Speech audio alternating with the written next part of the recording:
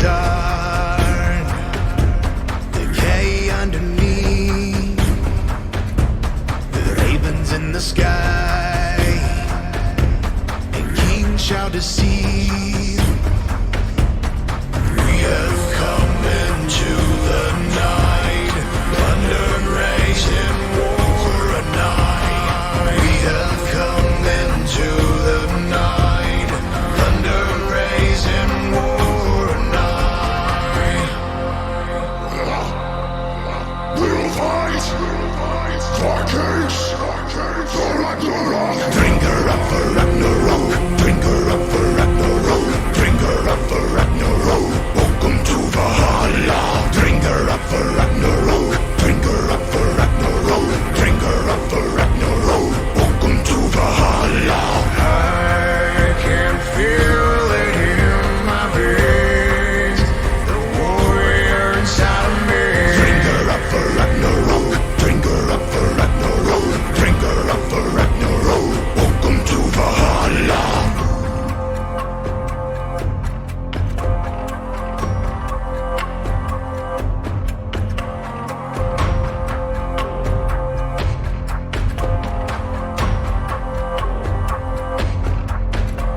The sounds of arms, fierce morality.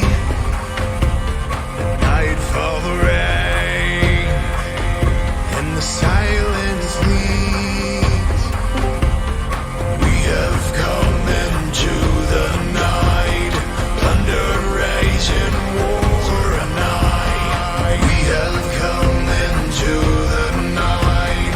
Thunder raising war a night. We'll fight. Darkness. Shield wall. Bring her up for Ragnarok. Bring her up for Ragnarok. Bring her up for Ragnarok. Welcome to Valhalla.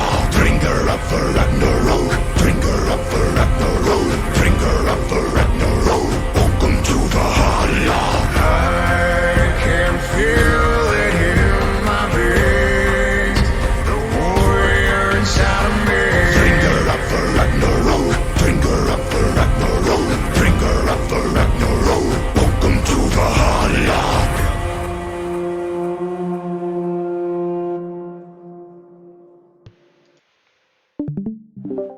Hello, everyone, and welcome to the Seer podcast for week number 10, the final week of our regular season here for season 2.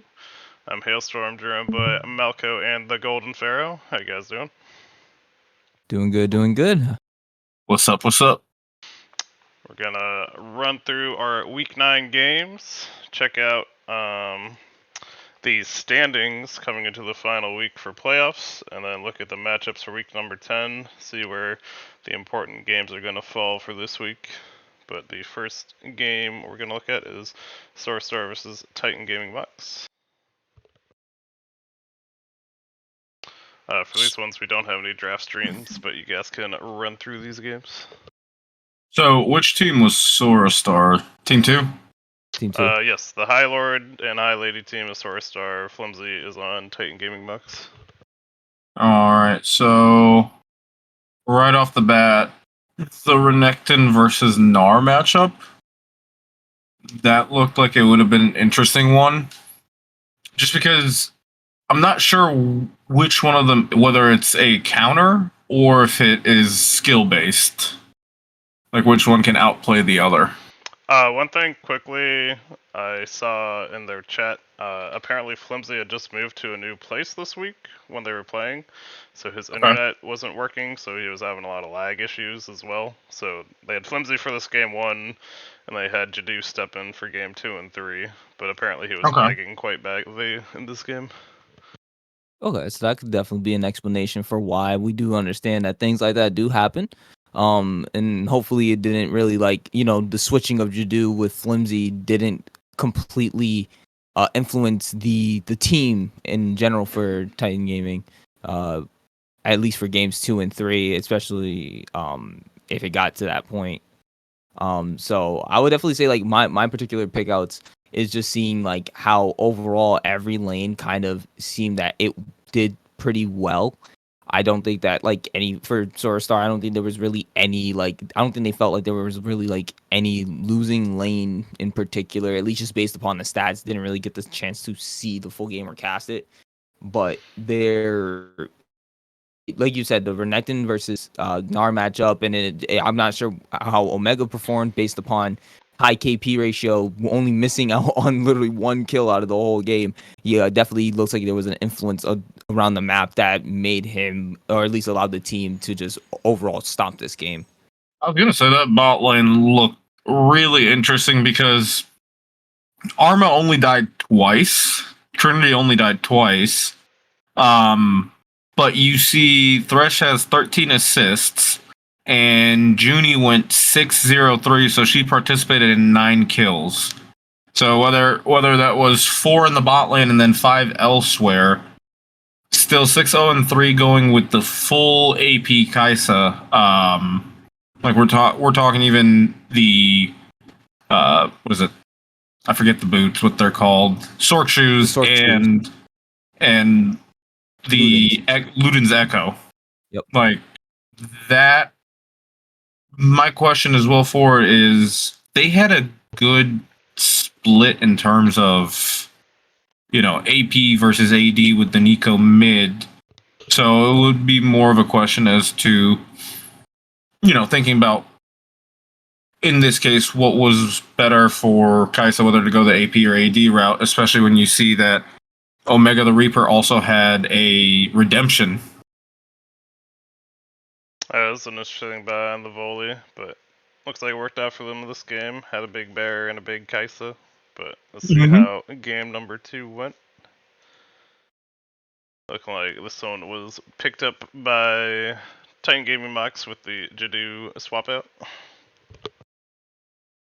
And Bentage got his Morgana.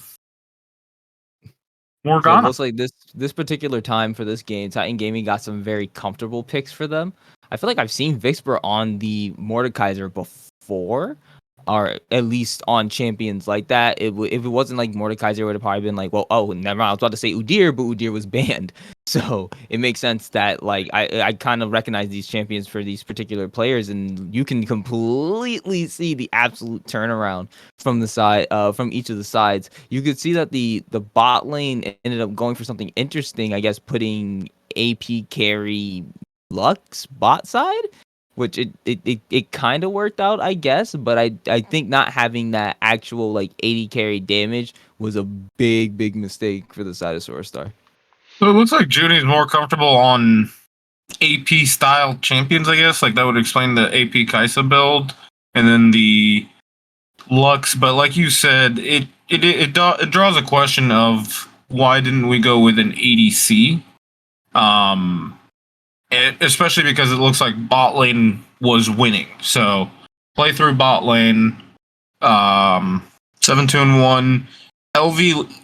LVE Light didn't do as well on the Thresh as he did in the first game. But then again, he had, never mind. I need to retract that because I saw it's 9 kills in total. So he was there for 7 of the 9 kills. Lux was there for 8 of the 9. So it was their bot lane that was doing the particular performance. Yeah, so you play through bot lane, and I'm just wondering what happened to the top half of the map. It's looking like the picks didn't work out. The jungle mid top for Titan Gaming Mox definitely having a big performance game too. Cue this rocket emote. I know Junie's very good on Jin as well, so that could have been one they could have picked out if they wanted an ADC, but opting for the AP carry. It is one they like to pull out, but we'll see how they adjusted for game 3, see who took home the series. And looking like it was indeed Titan Gaming Box picking up the W for the series. I want to just point something out between the last game and this game. I noticed that there was a very heavy like focus on banning out those 80 carry picks from these, in particular, both these games. And I guess I'm not sure if it has something to do with Junie and how, like, particularly what they play, but it just seems like maybe that like it's just like if the bot lane can't do too much, then you're not gonna have a fun time on the side of Source Star.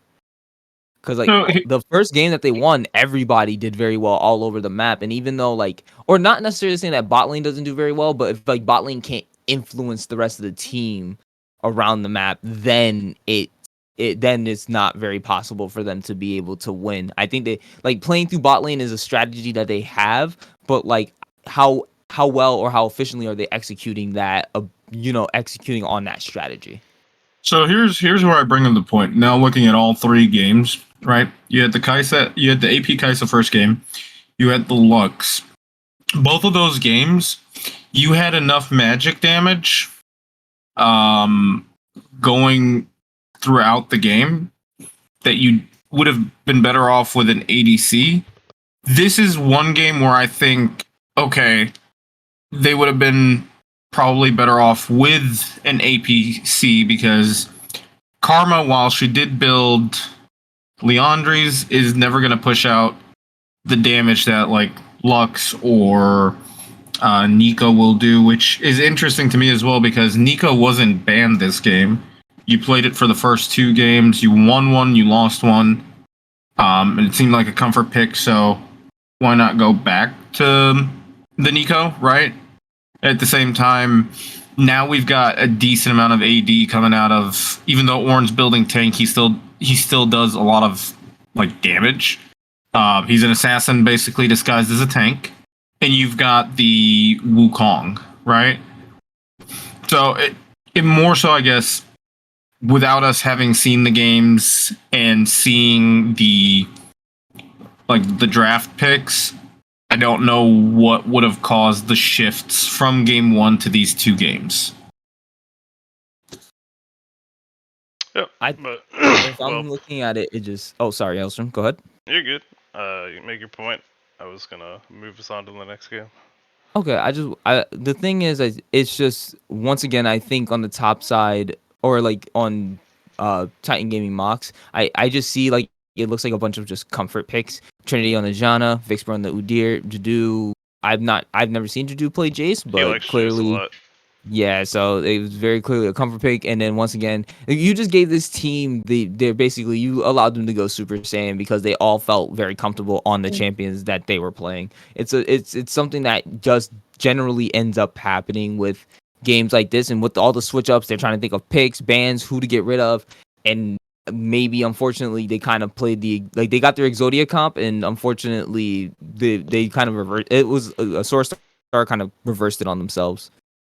Yeah, it also helped swapping Jadu in since the internet issues. They do have a good chunk of change in that top lane, so it is where a lot of their carry potential comes from. But well played to Titan Gaming Mux, bring home the series, and we'll jump into series number 2, which was Velocity Gaming versus Big Wheel. All right, Here's so the draft for game number 1. Velocity goes for Zach, pick 1, answered by Gragas Tristana, into Thresh Zaya, into the Leona, and then bands wise, That's it right. was the. That's Rel. Oh, what did I say? Leona? Leona. Oh, yeah, Rel. Similar champ. Pretty much. So Velocity Gaming, I guess, they're worried about, based off of their bans, they're pretty much just worried about Big Wheel's top laner. You got Aurelia, Aatrox, Trundle, even though Trundle can be flexed to the jungle. And then Fiora and Gwen. And on the other side, you've got Shaco, Samira, Jin, so more focuses on the ADCs. And then a focus on the mid lane with the Ahri Orianna. Which, I guess Orianna, I don't know about Velocity Gaming's mid laner, could be a comfort pick, but Orianna is very weak in the current meta versus a champion like Syndra, especially with the Syndra mini rework that they gave her. So, based off of that, and then seeing the MF, it was a Tristana mid, Camille into Ornn. I'm interested in seeing how this game went, because I feel like Big Wheel while they have a chance with the Camille, like shredding the Ornn, and they have the Rel engage and Misfortune combo, they still lack magic damage. And so Ornn, Zac, and Thresh can just build a ton of armor, and potentially shut down the carries of Big Wheel. So my thing is that depends on two variables. Then it depends on how late the game goes first and foremost, because you need those tanks to be able to stack up that armor to kind of counter the AD factors of MF Tristana and the Camille on the side of Big Wheel. But then it's also like how well did Big Wheel also perform on these champions? Because when you look at the side of Big Wheel, this is a very big, like almost like wombo combo. Like we know what we can like chain into with all the CC and everything we have. Basically, Rel is there to keep everybody in place. Camille can then, be able to isolate one person out. Tristana is looking to find someone to pick on, and then MF has big ultimates. Gragas is able to then also pick out somebody or even assassinate them if they're trying to escape. So there's some factors that we need to take into consideration, because when you look at Big Will's comp, they also have the ability to be considered like a slightly early game comp, and they can definitely snowball in the early game if you get them started. If you get them started fairly easily. But that's, again, those are just some variables that would determine whether or not Velocity was able to overcome that. If they were able to basically absorb a lot of that early game pressure and make it to the mid game, then the Zac, the Ornn, and the Thresh are definitely posing a problem to these 280 threats, or the 380 threats on the side of Big Wheel. The other question I have is, when did 13.15 come out? When was that patch released? It was after these games. Okay, so this is pre-buff Camille. Yes. Pre-buff, but call out for FBot on the Gragas. Had a lot of very good performances early in the season with that, and it's had it banned away a lot, so we'll be excited to see how he performed on that. But yeah, let's jump into the score screen and see how game number 1 went. And looks like it was indeed Velocity Gaming taking game number 1.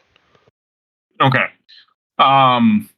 Interesting, the Zac fit in a Dark Seal and a Demonic Embrace into his build, but he did go the Radiant Virtue and the God, I forget what that armor item's called. Randuin's. Thank you, Randuin's Omen. I'm so used to the old Randuin's with the white shield. But looking at, so Hardway on the Misfortune went 7, 10, and 5. He did go a little bit of lethality into a bit of crit. It was actually the MF mid and the Tristana, but oh, was it? Yeah, Hardway is the mid laner. Interesting. Okay. So they didn't have heal in the bot lane. They had Exhaust Ignite. And they had heal mid lane. Flame went off on Camille. They swapped the roles for this game before they drafted.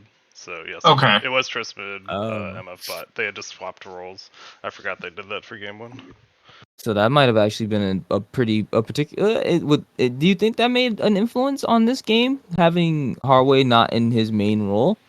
It definitely affects at least some of the synergy for the bot lane. Like no matter how much you've practiced, even if you've just been playing the games, you've at least gotten some amount of synergy between Fluffy and Eli Wood. So I think it would drop at least a little bit of the synergy. If they had enough practice time, it might have just been what they were feeling would be most effective. But it was an interesting swap when I had seen it happened. Another interesting swap is that we actually see Poco as support this game, and Console C, who I think is a sub, unless they picked him up. Yeah, they they needed a sub. He popped off on that Xayah 24, 2, and 8. My God. Bot lane, so 24 and 8, that's 32 out of the 42 kills, and then 29 out of the 42 kills on Thresh. So this was playthrough bot lane. Like Flame, Lethal Lime held up his own as best as he could against Flame. Gragas was, Evbot did really well on the Gragas, going 7-7-14, trying to be that AP carry that they need. Unfortunately, with your two ADCs falling behind, I don't think there's much you can do against a Xayah that's just running around the map with an ultimate that allows her to go, hey, you can't touch me, but I'm going to do a lot of damage to you. True. But well played. Game number 1 to Velocity. Definitely having to pop off with that sub in Console C. And we got to give Eli his flowers on the rel. 3-7-20. Man tried. But we will jump into drafter game number 2. Okay. So I'm assuming that Zeri Janna, that's Fluffy going back bot lane.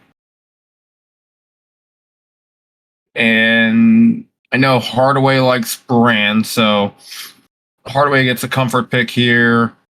Poppy and the Jax, those are interchangeable as a jungle. They kept the same bans, except right there they took, instead of the Orianna, they switched out to Syndra.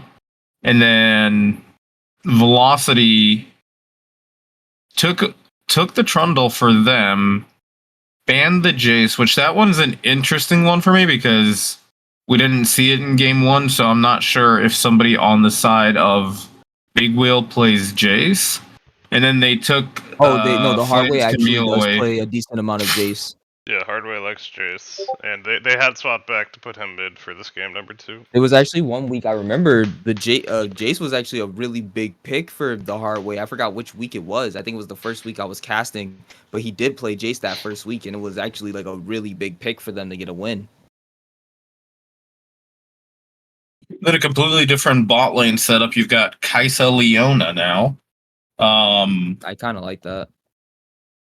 Leona and Kai'Sa are great for one to go in. I guess the question I have, right, is you see Janna. Janna's great for disengage.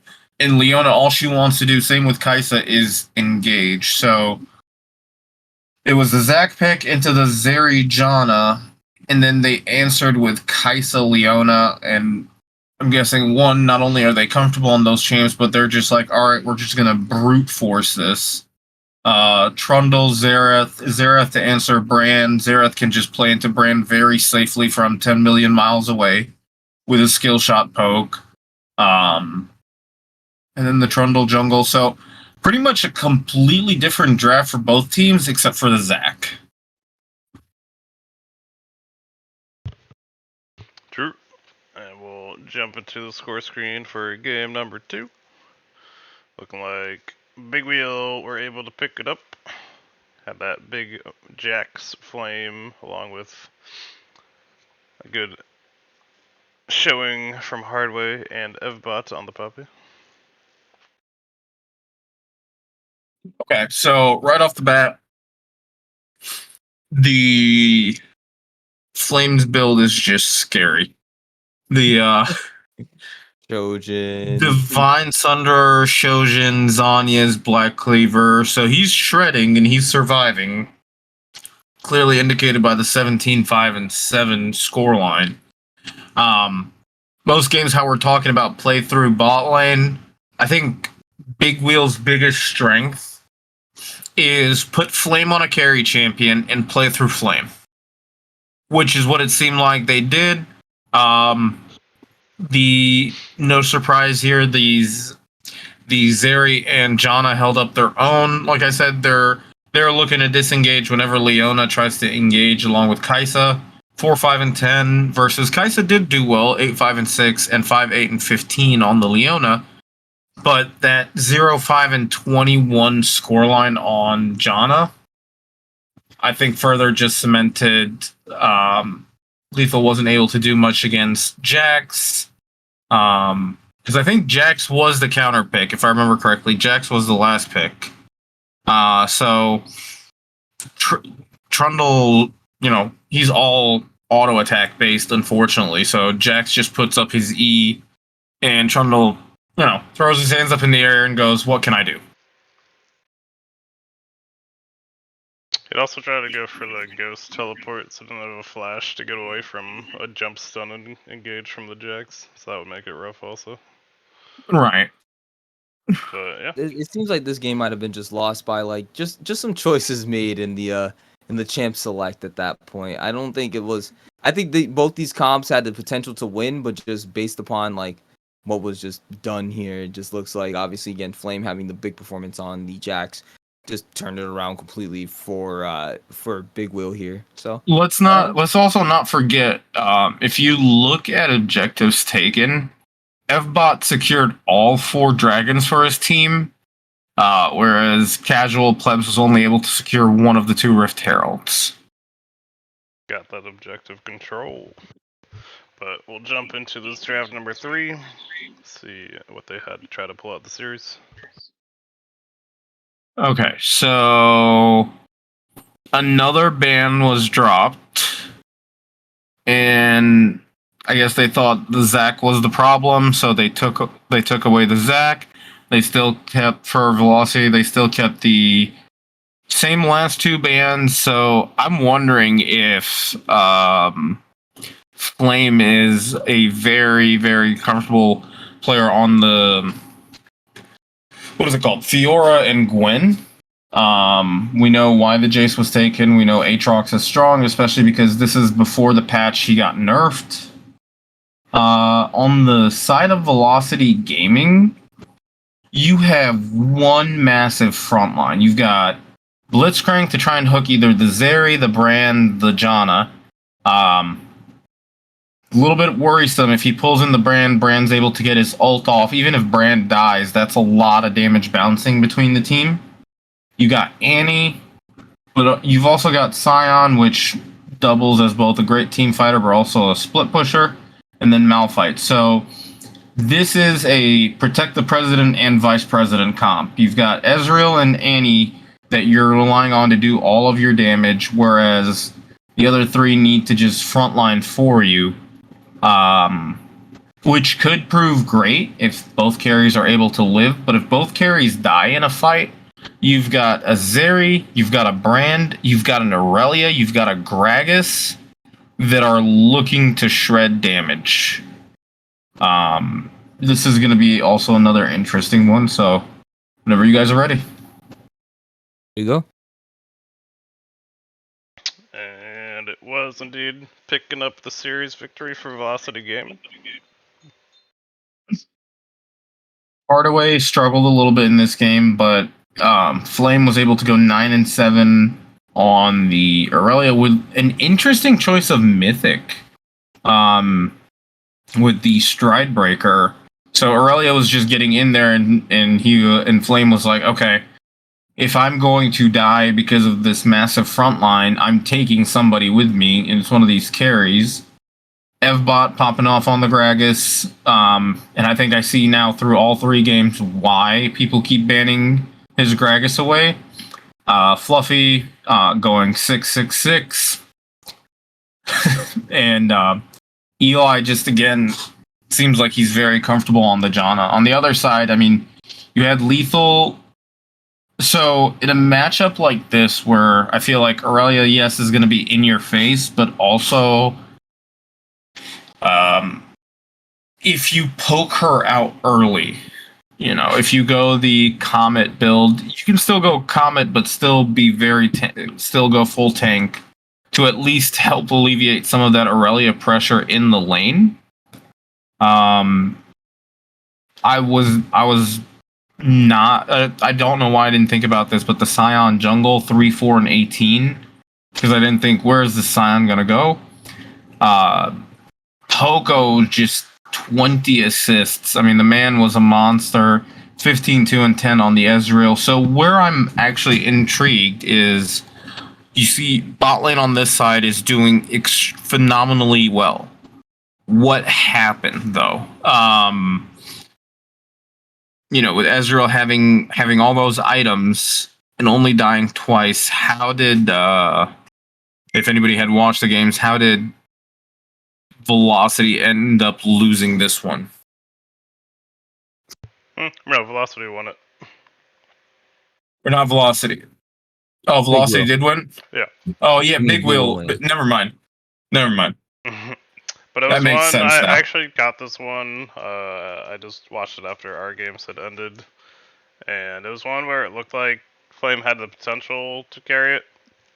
But it was just kind of never having a team fight, slash, he would kind of try to go in a 1v5, and then they got enough gold onto the Ezreal where he could just shred through everyone by the end of the game. Yeah. I feel like also in this case, if he had Gore Drinker, you heal off of these 2-3 massive frontliners, giving you a little bit more survivability and longevity in the fights. Maybe that could have helped him turn it around. But I guess he was probably thinking on the sake of just trying to pick out a carry and then just, shredding them down. And then after that, just having the tanks who can't really do too much damage to you. Just, I can understand where the Stridebreaker might have been a good idea, but you're right. The Gore Drinker for survivability or some other mythic that would have allowed Aurelia to be a little bit more effective would have probably been a better choice here.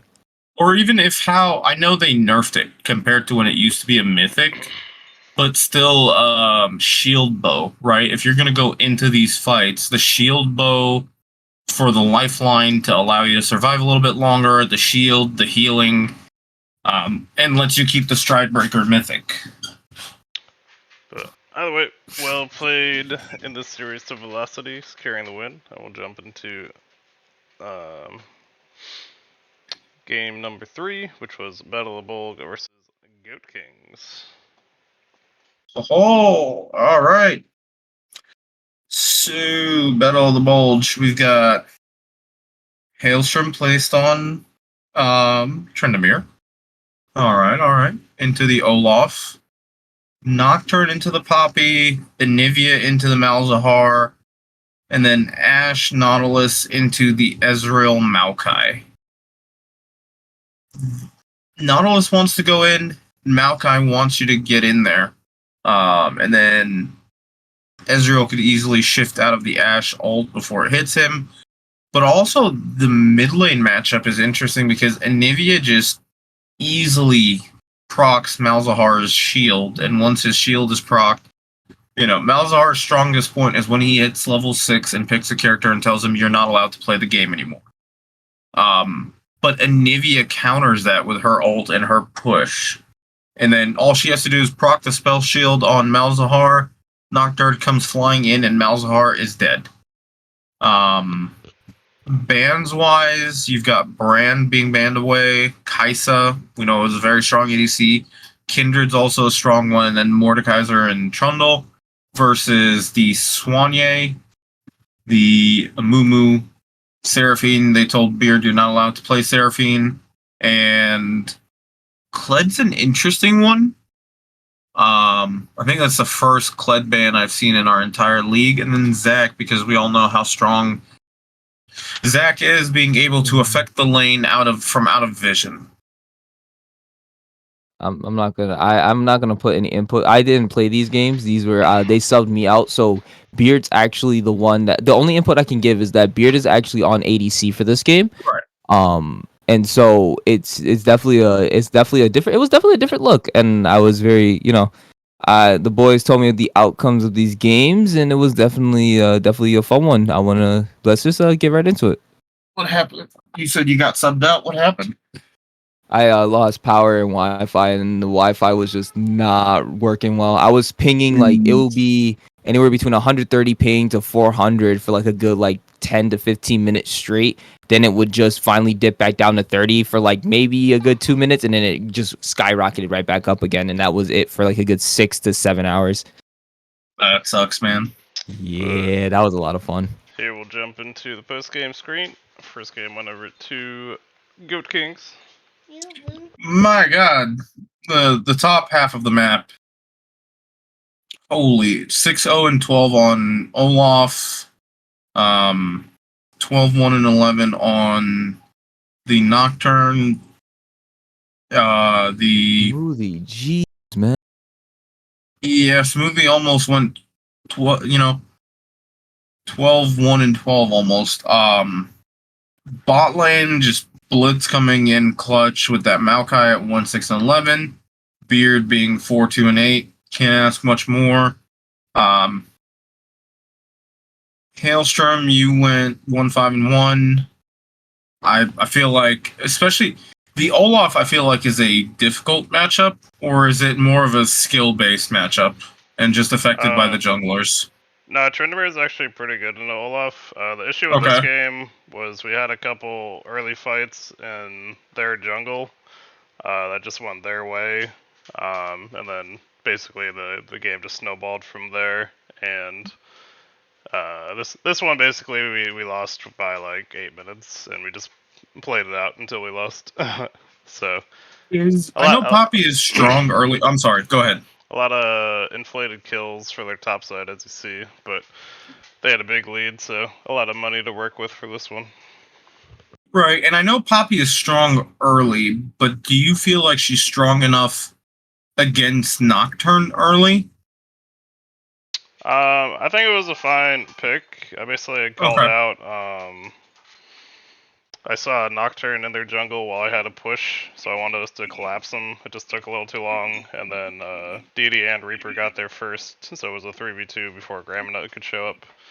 And that one they ended up getting 3 kills, and then another one happened like 4 or 5 minutes later around a Rift Herald fight. And then after those 2 fights, it was basically over for us at that point. At that point, you just go, all right, wipe this game from your mind. Let's focus on the next one. And just clean your hands off and just go to the next. And we'll jump into draft number 2. Good transition. Draft number 2, Goat Kings versus Battle of the Bulge. Okay, so we've got Lee Sin, so a little bit more aggressive. Ooh. The Poppy still... They take away the Poppy now on Goat Kings, which you've got Zeri has a dash. Lee Sin is all about dashing around with his Q and his W. Nivea's still there for Reaper. Rel Misfortune is a scary combo because Rel just sets up the Misfortune ult. Misfortune just slows them with her E. Rel goes in, knocks them up. Misfortune starts firing, then Rel ults, and bot lane gets deleted. She ults, and it's just like, oh, wait a second. Zeri and Melio. Melio, I think, is great for kicking the Rel away mid-jump to interrupt that combo. But I still feel like that's a much weaker bot lane than the poke that MF provides when she uses her double up. Because at this point, that ability is just broken, in my opinion, how you can be standing to the side of the minion and it'll still bounce to you. It's just a stupid ability. It's satisfying when you get those, I won't lie. Battle of the Bulge changing up the bans, though. They take away the Olaf, they take away the Nocturne. Yes, that was a scary combo, and you took away the Malphite. So, I mean, or not Malphite, Maokai. So you realized where there were scary points in their comp that you wanted to take away. What confuses me is why Goat Kings took away the Malzahar. Grandma Nut did go 1 and 5, which it happens against that team, and like you said, the early fights didn't help. I think it was more of taking away a comfort pick from Grandma Nut because of the way they already had done their picks. And it's just like, okay, if we could take him off of something that he generally plays a lot, it should make the game go by easier. Yeah, the other thing I think is, that was their idea. Just okay. Graminut has a smaller pool, so like the brand hits Grandma and Mont Blanc, and then just banning another one since we still had the mid pickup. And then, what's it called? Mid lane. You guys chose mid lane counter pick. Gotcha. All right, So- onto the games. Here's the score screen for game number 2. This one we were able to pick up for Battle of the Bulge. Yeah, I can definitely tell you the problem. Like, or not necessarily the problem, but I can definitely tell you, like, it just. Swain went Ghost. against a Trundle that is going to pillar and run him down and have flash, and Yep. especially Trundle having Blade of the Ruin King, Swain just doesn't get away. And that's really all. Um, Yeah, it's hard to play like, and then when Swain does get behind, it's a hard champion to like play when behind. So, well, Yeah, especially so here's the thing: if Deity had gone Rylai's and realized, okay, I'm behind. Let me switch from an AP mythic because we have the Anivia into Jaksho. He could have potentially had more impact because at that point he's a drain bot in the middle of the team. Not calling him a bot, but like the character itself sits there with his ult with Jaksho, just healing Swain for a ton while slowing everybody around him. Then everybody can catch up, and Nivea can get in there with her ult.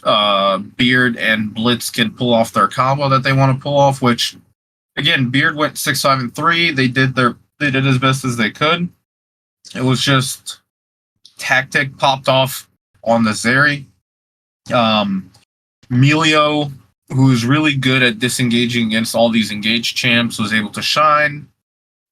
Mid lane looked like a stalemate for the most part until they got into the team fights, but the top half of the map with jungle and top lane just dominated the rest of the game.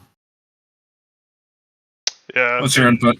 Deity was able to bully me basically until I got Mythic. So I was just playing the dodge the Swainy game, and then once I had Mythic, I could kind of run him down, and then it kind of snowballed from there. Everywhere else, people were playing well. Janao had a very good game on that Lee Sin, showing up where he needed to be at multiple times. Like he showed up a couple times top when Smoothly tried to help out Deity and got us where we got the 2-0 instead of them killing me. So just a much better played game from us. And then just the fact that you weren't there for this 1 week, Malco actually kind of worked out since Beard was ADCing because he got his old press R support in Blitz, so he got that old synergy back online when they got the sub in there for him. But we'll jump into draft for game number 3. Hey, broke, don't fix it. All right, All right, I wanna go through this comp because I'm already looking at the Goat Kings comp and I'm just like, Jesus, man. All right, so Battle of the Bulge decides to for the bans they go Olaf, Nocturne, Seraphine. On the side of Goat Kings is gonna be Kaisa, Brand, Kindred. We see the first pick being Melio, a good pick from the last game, where then they respond with Ezreal, Maokai. Then we see the Jinx and Jax in response with an Amumu coming out from the side of Goat Kings. They then ban Kled and Anivia from Battle of the Bulge. And then we see Annie and Malzahar banned from the side of Goat Kings. So Maliki just went real quiet. there we go. Can you hear me now? Yep, much There you better. go.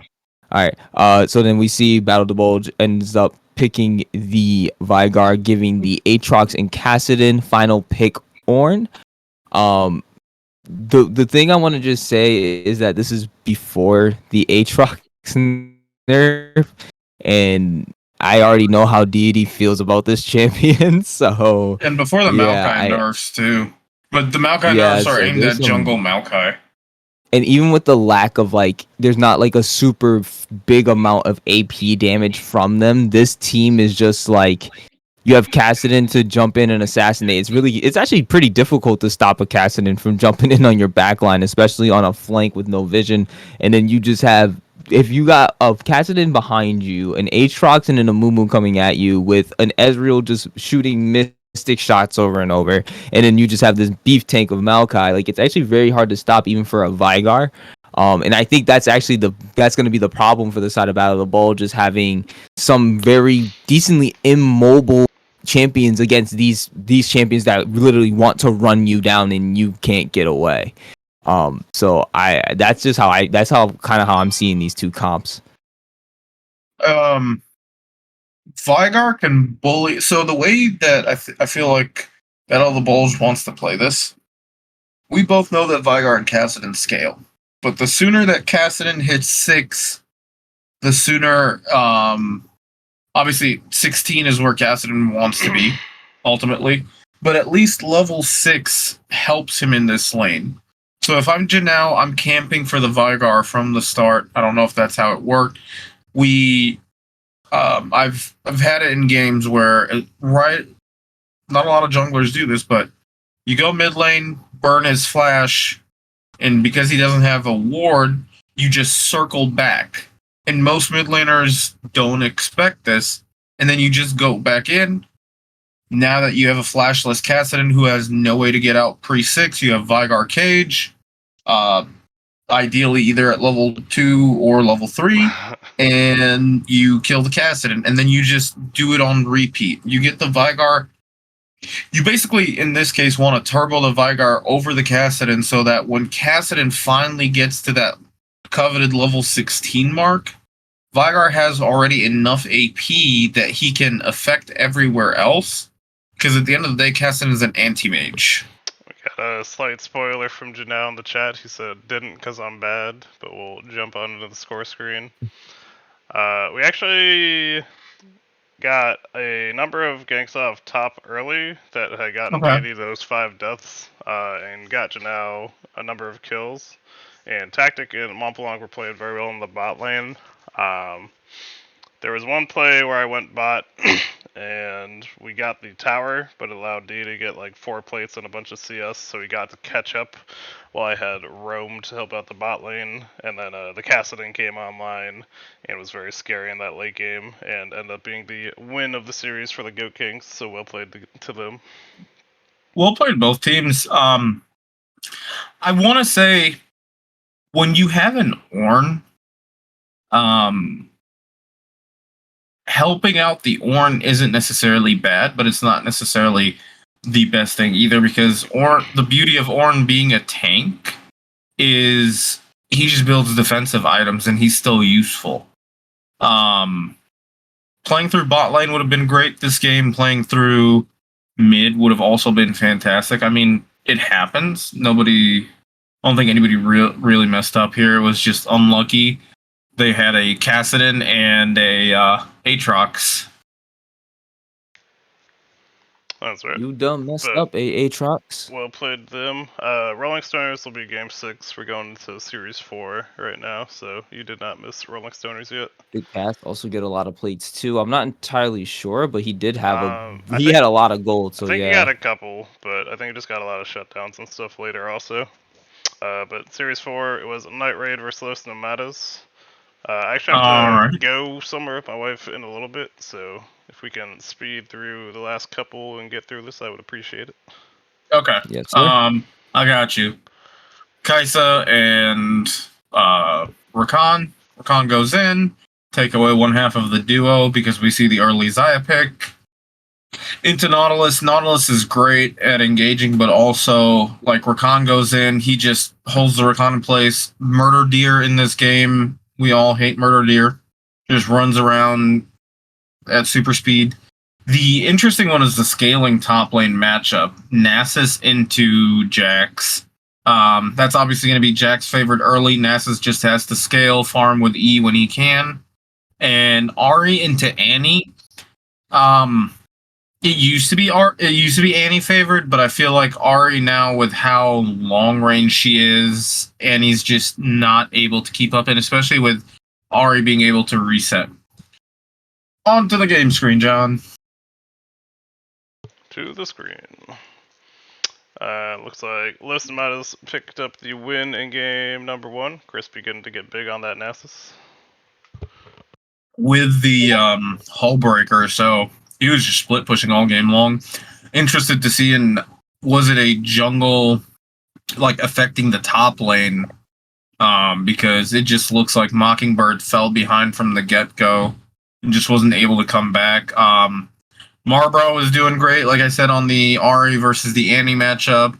Nithros did great on the ADC. But I feel like they probably lost because of the massive top lane lead and just the constant splitting with the hull breaker and being so tanky. Yeah, but a well played game 1 to them. We'll jump into draft number 2 if you want to run through this one, Malco.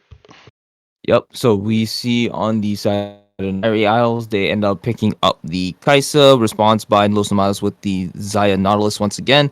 We didn't see Braum coming out with the once again Murder Deer. I swear I can't stand that champion either. In response to that was the Darius. Bans coming from each side was Karma, Echo, and Annie on Nightreed Isles, and the Los Nomados banned out Silas, Savannah, and Gwen. We then see bands coming out once again from Night Ray Owls being Lysandra Vigard. Los Nomados end up banning Aatrox Ari. For picks, they end up going for the Gangplank Pantheon on the side of Night Raid Owls, and then we see the Diana Malzahar picked for the side of Los Nomados. Yep, Lots of so- Malzahar picks this week. Yeah, I guess that champion's be coming back into favor. Yeah, he's always just kind of good for the point and click CC if you want to say for lane, but we'll see how this game number 2 played out. And it looks like Night Raid Owls picked up game number 2, bringing it to 1-1. Mockingbird got very big on that Gangplank, as well as the Murder Deer getting 8 kills. Can anyone confirm how many game 3s there were this week? Because, jeez, man. There Mockingbird just. Go ahead. Sorry, John. There were at least 4 so far, so far 4 for 4. Oh my god. Mockingbird said, I fed game 1, hold my beer game 2, going 10-1-9 on the With the Gangplank. that's actually a scary GP to see. You're just watching barrels crit you for 1300 damage, and it's just like, oh, I guess I can't do anything. Like Zaya, once you have no ultimate, there's too many squishies on that side. Even like, honestly, even like Dainty was probably at least getting somewhat shredded by getting hit by barrel combos and barrel chains. Like it just doesn't matter. Gameplay is gameplay. It's interesting to me, though, because Darius, with a quick auto W, deletes a barrel. And he has the ghost to run down the GP. The GP, all he has is flash. So interesting to see what happened in that top lane matchup. Yeah, might have been some jungle ganks to help get GP ahead, but we'll see how draft number 3 went, see who wins the series. They finally Okay. banned the Murder Deer. GP again, Braum, Ash. So you got the Freljord bot lane, almost a Three Sisters comp. With the Sejuani being there, the Silas. We're missing it's almost full Freljord actually. That's what. It's not even about full Freljord. It's the Three Sisters. You just swap out the Silas for Lysandra, but I think is Marbra on Los Nomados or Night Raid Owls? Night Raid Owls. Okay, so Marbra got his one trick Silas. When we played Night Raid Owls, we gave him Silas, and he just popped off. That's never gonna happen again. The man's just extremely dangerous on Silas. He's got some great ults to steal. The Diana ult, the Samira ult, not so much, but it can be effective at times. The Nautilus ult, the Ornn ult, even the Scion ult. So this was just a great game for Silas overall. Yeah, and just looking at Los Nomados' comp, I'm just like, oh, what exactly? They don't have burst damage to kill the Silas. Yeah. That's the problem. Silas excels in drawn out slugfests. But and if they you don't have a burst him whole down lot of instantly, poke either. Like they're already getting outpoked by GP barrels and Ash Ws. Like Well, let's roll on. this to is a the comp score that just wants to screen. go in. And it looks like you're correct. Another very large Gangplank game for Mockingbird. Mabra having a good time on that Silas, as we expected. So, well played NRO winning this series. We'll jump into series number 5, Titan's Wrath versus Ultra Lords. Yeah, like Critter said, giving Mar Silas is always a mistake. oh True. boy. Very All true. right. So, We're playing them this So- week, and the thing I have written down is we're banning Silas. Yep.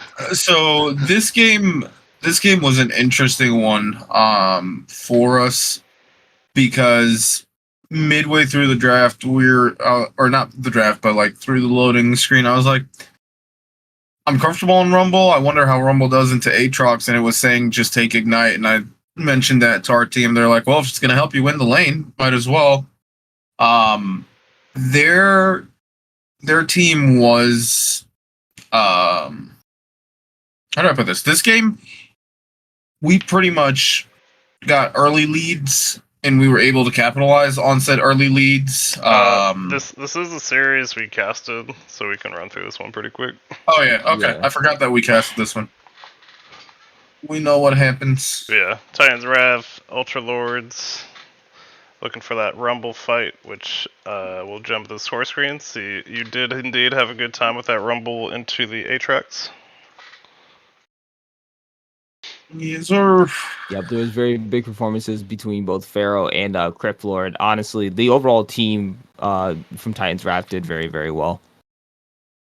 For sure. Shout out Boomstick with the 22 assists. Boomstick, Oh, yeah, this series, spoilers, but the Boomstick was popping off this series. It was all over the map.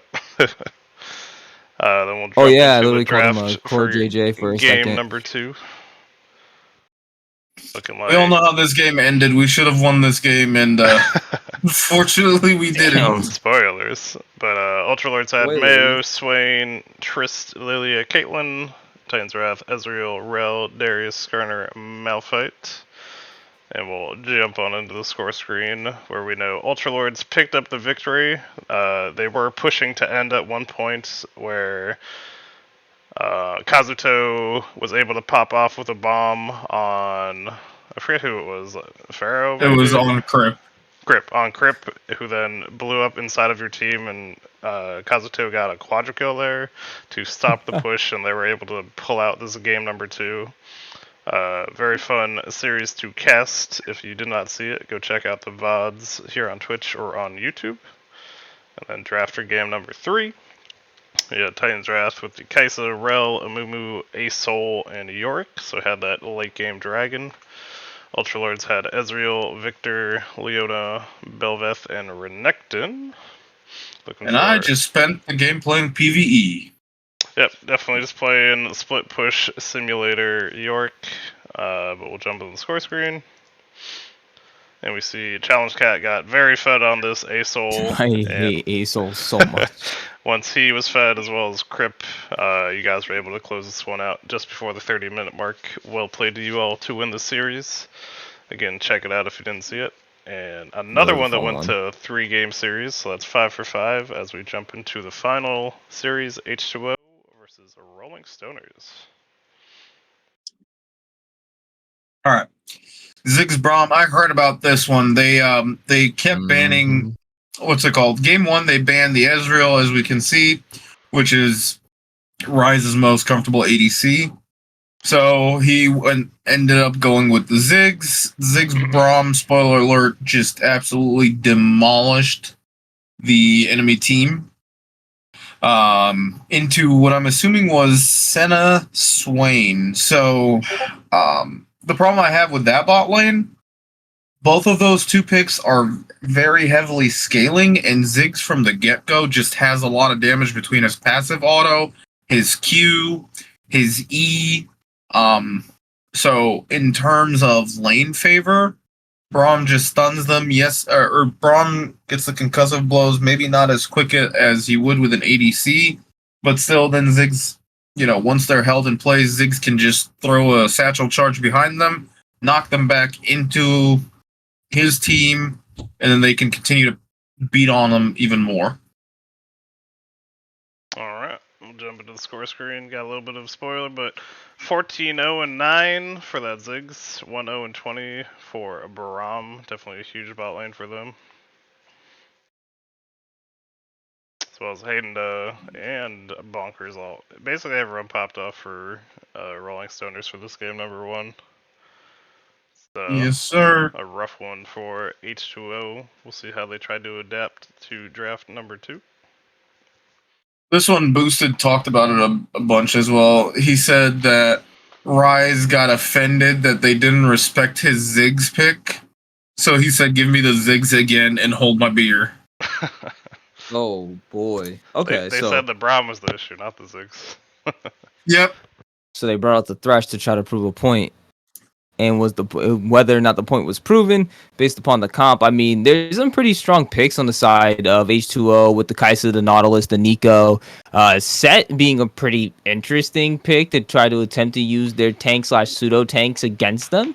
But there's also the Olaf that kind of runs through everything. The Tristana with very big burst in the mid lane. Ziggs, again, showing already that it has an insane show. It was already an insane showing for him in the last game. I think this might have just went over to the Rolling Stoners once again. Let's check it out. Game number 2 did indeed go to the Stoners, ending the 3-game series for the final one. 5 out of 6 went to 3 games. Had Bonkers 14-0-1 on that Tristana mid. Rice still having a very good game, 7-2-9, not unkillable, but still very fed. Hitting to 3-0-9 in that top lane. It's looking like another very good game for Rolling Stoners this week. Just having They said somebody else had to be unkillable this time. Riot has to at some point. Riot's got to nerf Tristana, man. Champion's been good in 2, if not 3 roles for the past God knows how long. Whether it be mid lane Tristana, ADC Tristana, or even top lane occasionally, the champion is just way too strong. We've seen it on Kazuto. Yes, he did get that quadra kill, but before the quadra kill, even he was still strong. We see it on Bonkers right now at 14-0. I mean, Tristana's got to get hit with the nerf hammer at some point, right? Yeah, you'd think it would, but you never know with the Riot Balance team. But that was the final series for week number 9. Now we're going to check out these standings as we're going into the final week of the regular season and going towards playoffs. Remember, the top 2 teams of each region will be in playoffs. So right now, Titan Gaming Box is secure, having first place for Vanaheim.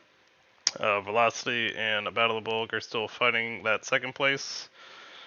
Currently, if Velocity loses and Battle of the Bulk wins, then Battle of the Bulk would overtake them for second because we have the head-to-head currently.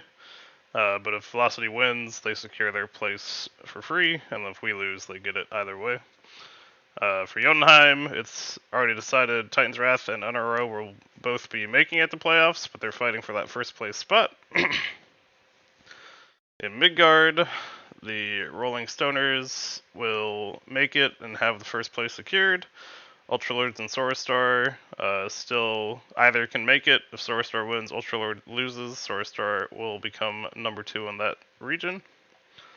And then Helheim is fully secured. The God Kings have first place and cannot be overtaken by Big Wheel, who have second place. The big thing for God Kings right now is if they lost and Titan Gaming Box won, then they would be tied with the win-loss, and I'm not sure who would win the tiebreaker, so I would have to look at that. But if Goat Kings now just win, then they will have first overall secured. Goat Kings have first overall secured no matter what. Okay, then we have the games for it. Goat Kings have the tiebreaker even if they were to lose this week. So they have first place overall as we head into the playoffs. Alright, I've got a challenge for Goat Kings then. Since their position is secured, completely shuffle up the roster for this week's games. Malco Jungle, and then go from there. He's just trying to don't let him bait you guys. Try to put me in my weakest role. He really thinks he's funny. No, I'm being serious. Like, shuffle up the roster completely. Let's have some fun with it, you know. You've got I was about to say you've got nothing to lose. Well, unless it depends on who you're playing. If you care if they make it or not, if it matters. I don't know who you're playing this week. We play Ultralords. So if we win and Soarstar wins, you can help play Soarstar makes it in the playoffs. There you go. Then you got to try hard for Soarstar. All right, then we'll look at the upcoming final weeks of the regular season. This is week number 10 for us, and we've got Titan's Wrath versus Titan Gaming Mox. Check out tonight at 9:30. Those games should be live. I believe Beard's gonna run the stream along with casters, whoever is free. I think Malcolm might be one of them. Yes, sir. So it's gonna be a Clash of the Titans. Have the Clash of the Titans. That's right. Check it out on 9:30 EST tonight. Then we got H2O versus Velocity. That's one that's important to my team. I'm hoping H2O can pull it out versus Velocity and give us a chance. Then we've got NRO versus Battle of Bulk. That's our must-win. So we're hoping I'm hoping Battle Bull can pull it off and H2O can pull it off for us, but we'll see how those go. Then we got Big Wheel and the Rolling Stoners. We got God Kings versus Ultra Lords we just talked about, and then Los Nomadas and Soarstar. So again, this one, Soarstar rooting for the Goat Kings and hoping they can pull the victory over Los Nomadas. How you guys feeling Are we about these doing matchups? predictions? Yeah, you can do your predictions. I'm not gonna comment on our own game. What do you guys think? Titan Gaming Box has looked very strong. They ended up having to swap around, but I believe made themselves a lot stronger when they put Flimsy back in the top lane. So you'll have to deal with that man being terrifying. If you can keep him from getting too big, then you've definitely got a chance. But their team right now seems like it's in a very good spot. So I would say I think Titan Gaming Box would take that one. I'm only going Titan Gaming Mox just based upon the volatility of how the players of Titan's Wrath can be, depending on how far ahead and or behind their players are, kind of determines how well the team does generally. So that's just my only issue, is just like if they're really behind, they're gonna show that they're behind.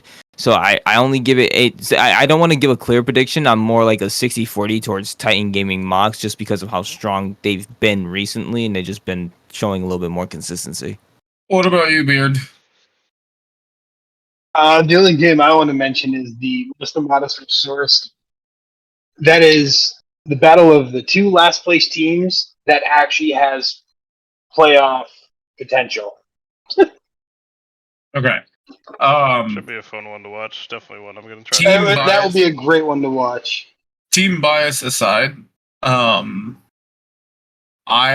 think with how Boomstick's been playing, with how he's been able to affect the map, I think we have a better chance because I already know how I'm going to play into fence, and I'm just like going back to my PvE roots.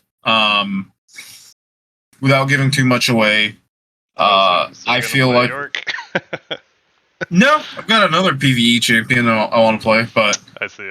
We'll wait for tonight. Definitely a chance either way. I think it'll be 2-1. I'm just giving them the slight advantage, but I think any of them still have the chance for anyone to win. How do we feel about any of the other matchups? Any other predictions? So, I hate to burst your bubble, John. I heard that H2O had a huge mental boom last week. I don't know if they've recovered from it, so I want to call it for Velocity. Oh. That's probably the logical way to do it. I heard the same thing, but I'm gonna continue my hopium until it's gone. When it comes to Night Raid Owls, I genuinely think you guys got this in the bag. When we played them, it was an interesting one to say the least, but it felt like once they fell behind, they weren't able to make a comeback. And the way how you guys have you and Janelle, and your bot lane, you guys should be able to build an early lead and just run the game from there. Big Wheel versus Rolling Stoners, I feel like with how Fluffy has been recently, that bot lane's going to be a huge point for Rolling Stoners, and if that bot lane gets ahead, they're going to steamroll the rest of the game. And then God Kings versus Ultra Lords. I love you, Beard, but I'm going to root for Ultra Lords on this one. You gotta root but I feel, I feel like God Kings have this one in the bag. What about Los Nomadas and Soarstar? That one is going to be...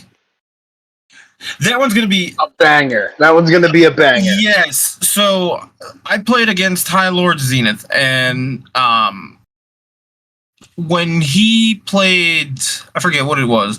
When he played the Trundle, he was just whooping my ass. There was no question about it in terms of, like, champion's aggressive, can't really do much. We saw in these weeks' games how him and Lady Zenith, they were able to pop off. But I feel like Ultra Lords needs to play through their bot lane. Their bot lane is a strong point, and they need to figure out their comp identities if they're wanting to run multiple AP, then they need an ADC for that DPS. If they're gonna rely on AD from other sources, then they give Junie an AP carry and go from there. I agree with most of that. I think the big wheel Rolling Stoner should be a very tight one. We'll have to see how that bot lane goes, as you mentioned. How you feeling about any of the matchups, Malco? You already know I'm rooting for my own team, of course, since I'm actually playing this week, so I got to be on my A game. Big Will versus Rolling Stoners is gonna be the one I'm actually kind of hyped the most for, just because of both those teams. It just seems like those two teams just seem like they're kind of like mirrors of one another. I'm actually very, very excited to see like two teams go up against one another. And then Clash of the Titans. You guys are gonna hear me say the names wrong over and over and over again, so it's gonna be a grand old time. So I'm excited for that tonight. No one's gonna know which Titan's ahead because like Titan got this objective, but then Titan lost this objective. Nah, we're gonna have to. I'm gonna have to figure out. I'm gonna figure something out before the game starts. I got you guys. And if your power happens to run out again, you see you got Blitzkrieg in the chat throwing out the emotes, so he's ready to be that support for Beard once again in case you have another unfortunate happening. Well, luckily we don't have any more power again. We don't have any more storms this time around, so we should be good. We should be good. If he loses power again, I'm just gonna bring him up to my house. I'll let him play. No, I'm gonna drive up. I'm gonna drive up to Maine. Hold up, brother. You lost power after the storm, so don't tell me we don't have any more storms. I remember you texting me about that one. I agree with Boosted in the chat, says let's go Salt. Yeah, let's go Salt, win that game for us. But yeah, should be a hype week for the final regular season games, and then in the next year we'll look at the final standings for the playoffs and get more in depth on how those will work. Before we leave, check out the store tab in the Discord. Beard bought himself a nice mouse pad and posted a picture of it from the store we have set up.